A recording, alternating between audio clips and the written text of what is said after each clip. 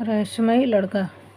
लखनऊ के एक शांत मोहल्ले में एक रचना की कहानी शुरू होती है।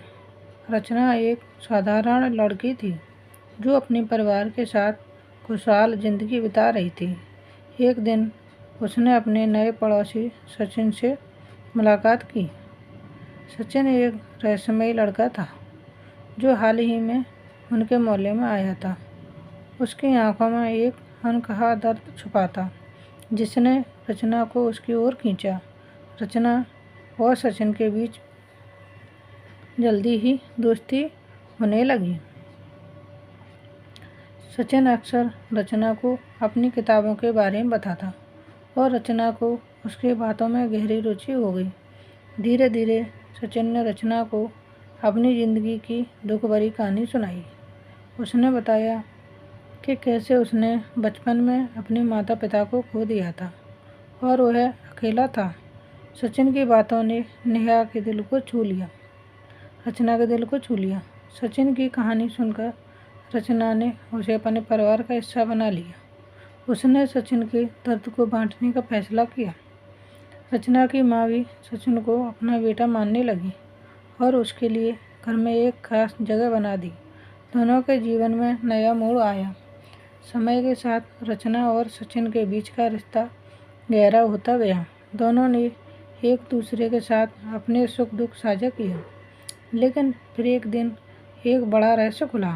रचना को पता चला कि सचिन के माता पिता वास्तव में जीवित थे और उसे बचपन में अपहरण कर लिया गया। ये कहानी सुनकर रचना हैरान रह गई। उसने सचिन से इस बात पर बात की और सच्चाई जानने की कोशिश की। सचिन ने रचना को बताया कि उसके असली माता पिता उसे खोज रहे थे और वो उसके बारे में कुछ नहीं जानता था। रचना ने सचिन को उसके असली परिवार से मिलाने का निश्चय किया।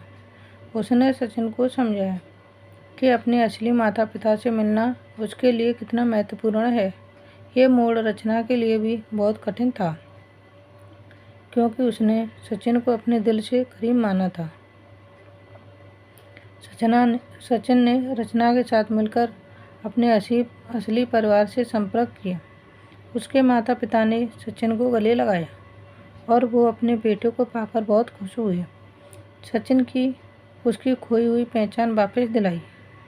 रचना और सचिन ने अपने अपने रास्ते चुने, लेकिन उनकी दोस्ती और यादें हमेशा उनके दिलों में बनी रहेंगी। इस स्टोरी ने सिखाया कि सच्चा प्यार और दोस्ती कभी नहीं मिटती, चाहे हालात कैसे भी हों।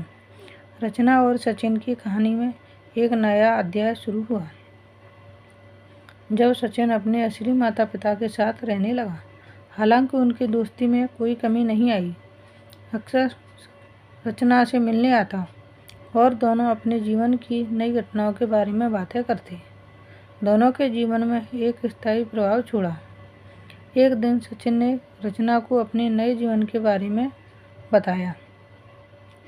उसने कहा कि उसके माता पिता उसे बहुत प्यार करते हैं, लेकिन उसके दिल में रचना और उसके परिवार के लिए हमेशा एक विशेष स्थान रहेगा।